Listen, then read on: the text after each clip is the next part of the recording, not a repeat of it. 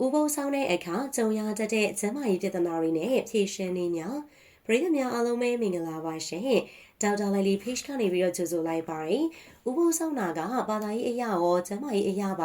ါအကျိုးကျေးဇူးတွေအများကြီးရှိပါတယ်ဗုဒ္ဓဘာသာအများစုကဝါရင်3လနဲ့တခြားအခါကြီးရက်ကြီးတွေမှာဥပုသ်ဆောင်တတ်ကြပါတယ်ဥပုသ်ဆောင်တာကအမြဲတမ်းအန်တီရဲ့ကင်းတာတော့မဟုတ်ပါဘူးအချိန်ကြာကြာအစာမစားရတာနဲ့ကိုယ့်ရဲ့နေထိုင်ပုံတွေကြောင့်ကျန်းမာရေးပြဿနာလေးတွေဖြစ်တတ်ပါတယ်ဒါကြောင့်ဥပုသ်ဆောင်တဲ့အခါကြုံရတတ်တဲ့ကျန်းမာရေးပြဿနာတွေနဲ့ဖြေရှင်းနည်းတွေကိုသိထားသင့်ပါတယ်ဥပုသ်ဆောင်တယ်ဆိုတာကအခုခေတ်မှာခေတ်စားနေတဲ့ intermittent fasting လို့ခေါ်တဲ့အချိန်အပိုင်းခြားနဲ့အစာအငတ်ခံတာနဲ့ဆင်တူပါတယ်နေ့လယ်12နာရီလောက်ကစပြီးတော့နောက်နေ့အာရုံတက်4-5နာရီအထိဘာမှမစားဘဲနေကြတာဆိုတော့16 entertainment fasting နဲ့တူတာဖြစ်ပါတယ်16 intermittent fasting ကတော့ဝေးကြစီရယ်ဆိုပြီးတော့လေဝေးချတဲ့သူတွေကြားထဲမှာရေပန်းစားတဲ့ fasting တစ်မျိုးဖြစ်ပါတယ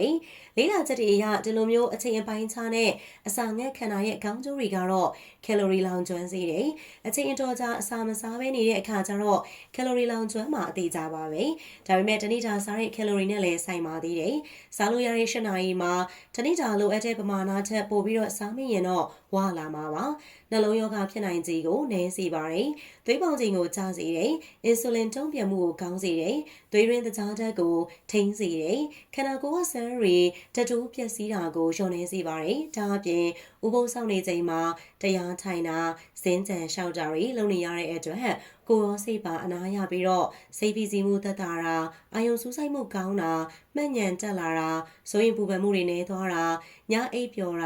ာစားတဲ့စိတ်ပိုင်းဆိုင်ရာကောင်းကျိုးတွေလည်းရှားပါတယ်ဒါပေမဲ့လည်းဥပုသ်ဆောင်တာကအခါခက်သိမ်းတော့အန်ဒီရဲ့ကင်းတာမျိုးမဟုတ်ပါဘူးယောဂအခန့်ရှိရင်ပဲဖြစ်ဖြစ်ဥပုသ်ဆောင်နေစဉ်အတွင်းကိုယ့်ရဲ့စားသောက်မှုပုံစံမမှန်ရင်ပဲဖြစ်ဖြစ်ကျန်းမာရေးပြဿနာလေးတွေဖြစ်တတ်ပါတယ်ဥပမာပြောရရင်နံပါတ်1ဘိုက်စာပြီးတော့အောင့်တာဒါကတော့အလေးချက်မရှိတဲ့သူတွေမှာအများဆုံးတွေ့ရပါတယ်ဘာမှမစားဘဲအချိန်ကြာကြီးနေရတော့ဘိုက်စာမှာဘိုက်အောင့်မှာတေချာသလောက်ပါပဲနောက်ပိုင်းမှာဥပုသ်ဆောင်တာအကျင့်ဖြစ်သွားရင်မစားတော့ဘူးဆိုပေမဲ့အဲ့ဒီအချိန်မတိုင်ခင်ကတော့ဂရုစိုက်ရမှာဖြစ်ပါတယ်ဘလို့ဖြည့်ရှင်းရမလဲဆိုရင်တော့ဘိုက်စာတက်တယ်ဆိုရင်တော့မုံလွဲကလေးအချိန်နေ့လယ်စာကိုကတ်စားပါမုံလဲသွားရင်လည်းဘိုက်မစားအောင်ရေများများတောက်တာဓာတ်စားဖြည့်ဖြော်ရည်တွေတတိဖြော်ရည်လေးတွေတောက်ပေးနိုင်ပါတယ်အဆိုင်ယောဂအခန့်ရှိရင်တော့တောက်နေကြဆေးတွေစောင့်ထားပြီးတော့တောက်ပေးပါနံပါတ်1ခေါင်းကိုက်တာဒါကလည်းဥပုသ်ဆောင်တတ်သူတွေဖြစ်လေးရှိတဲ့ပြဿနာပါခေါင်းကိုက်ရတဲ့အကြောင်းရင်းကတော့များပါတယ်သွေးရင်းသကြားဓာတ်ကျတာရေတောက်ဖို့မေ့တာချွေးထွက်များတာအထိုင်များပြီးတော့စကြောတက်တာစတဲ့အကြောင်းရင်းတွေကြောင့်ခေါင်းကိုက်တတ်ပါတယ်ဘလို့ဖြေရှင်းရမလဲဆိုရင်တော့သွေးရင်းသကြားဓာတ်ကျတာကိုကာမိစေဖို့မုံလဲချိန်မှာဓာတ်စားဖြည့်ဖြော်ရည်တွေတတိဖြော်ရည်တွေသကြားလုံးတွေစားပေးပါမကြာခဏရေတောက်ပါတရားထိုင်တလက်ဇင်းချန်လျှောက်တလက်မျှတအောင်နေပေးပါနံပါတ်3သွေးရင်းသကြားဓာတ်ကျတ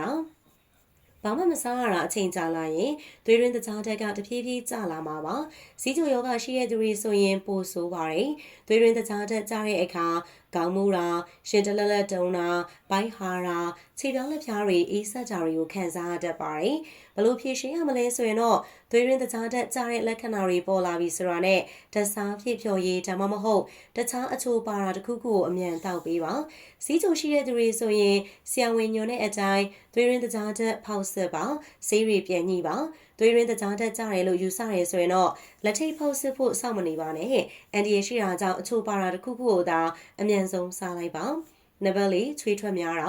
ာဥပုသ်ဆောင်တဲ့အခါဝေးရတဲ့ယောဂီဝတ်စုံတွေကြောင့်ပူနိုင်တယ်လို့တရားစခန်းမှာဥပုသ်ဆောင်ရတယ်ဆိုရင်လည်းလူများတာကြောင့်ပိတ်လောင်နေတတ်ပါတယ်ဒီတော့ချွေးထွက်များပြီးတော့ရေဓာတ်ဆုံးရှုံးတာကြောင့်နေထိုင်မကောင်းပဲနှုံနေတာမျိုးဖြစ်တတ်ပါတယ်ဘလို့ဖြေရှင်းရမလဲဆိုရင်တော့ယောဂီဝတ်စုံချုပ်တဲ့အခါချွေးဆုပ်ပြီးတော့အေးတဲ့အသားကိုချုပ်ပါလေဝင်လေထွက်ကောင်းတဲ့နေရာမှာနေပါချွေးထွက်များတာကိုကာမိစေဖို့ရေတက်စားဖြည့်ဖြော်ရည်တွေတောက်ပေးပါနံပါတ်5ဝင်းချုပ်တာဥပုသ်ဆောင်တဲ့အခါအစားအသောက်နည်းသွားတာကြောင့်နောက်ရက်မှာဝင်းချုပ်ပြီးတော့ဝမ်းသားရခက်ခဲနိုင်ပါတယ်ဒါအပြင်ပြိုတာလေပွားတာတွေလည်းဖြစ်နိုင်ပါတယ်ဘလို့ဖြေရှင်းရမလဲဆိုရင်တော့အစာစားလို့ရတဲ့အချိန်မှာခြေလွယ်တဲ့အစားအစာတွေကိုစားပါဝမ်းချုပ်တယ်ဆိုရင်တော့အမြင့်တက်ပါတာတွေစားပေးပါမုံလဲချိန်မှာလည်းရေတက်စားပြည့်ဖြော်ရည်တတိဖြော်ရည်စသဖြင့်အရေးမများတောက်ပေးပါဒါမှနောက်နေ့ဝမ်းသွားရလွယ်ပြီးတော့လေပွားတာတွေမဖြစ်မှာပါ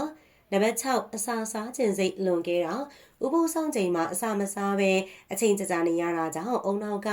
အစားအစာတွေကိုတန်တနေပါလိမ့်မယ်။နောက်နေ့ဥပုသ်လဲထွက်ရောအချိန်ကိုမရှိစားမိတတ်ပါတယ်။ဒါကသွေးရင်းတကြားတက်ထိုးတက်တာအစာမကြေတာတွေဖြစ်စေနိုင်ပါတယ်။အထူးသဖြင့်စီးချိုယောဂရှိသူတွေဆိုရင်တော့ပို့ပြီးတော့ဂရုစိုက်သင့်ပါတယ်။ဒါကိုဖြည့်ရှင်းဖို့ကတော့ဥပုသ်ဆောင်နေတဲ့အချိန်မှာသွေးရင်းတကြားတက်ငြိမ်နေဖို့အချို့ပါလာတွေစားပေးနိုင်ပါတယ်။ဓာတ်စားဖြစ်ဖြော်ရည်တတိဖြော်ရည်စတူမတူဂျင်းတုပ်စားသဖြင့်အချိန်ချပြီးတော့ပမာဏနည်းငယ်စားပေးတာကသွေးရင်းတကြားတက်ကိုငြိမ်စေပြီးတော့နောက်နေ့မနက်မှာအလွန်ကြုံမစားမိအောင်ထိန်းပေးနိုင်ပါတယ်။အကျဉ်းချုပ်အနေနဲ့ပြောရမယ်ဆိုရင်တော့ဥပုသ်ဆောင်တာကျန်းမာရေးအတွက်ကောင်းတယ်ဆိုပေမဲ့ဖြစ်တဲ့ကျန်းမာရေးပြဿနာတွေကိုသိထားသင့်ပါတယ်။လူတိုင်းဥပုသ်ဆောင်လို့ရတယ်ဆိုပေမဲ့မိမိမှာယောဂအခန့်ရှိရဆိုရင်တော့ဆရာဝန်နဲ့အရင်တိုင်ပင်မှာဥပုသ်ဆောင်ရင်းနဲ့နေထိုင်မကောင်းဖြစ်လာရင်ဥပမာသွေးရင်းတကြားတက်ကြပြီးတော့3လီတာဘိုင်အောင်လုံးတာဒီလိုမျိုးဖြစ်လာတယ်ဆိုရင်တော့ဥပုသ်ဖြတ်ဖို့လိုအပ်တယ်ဆိုတာကိုလည်းအကြံပြုလိုက်ပါရရှင်။ဗီဒီယိုလေးအဆုံးထိလိုက်ပါကြည့်ရှုပေးတဲ့အတွက်လည်း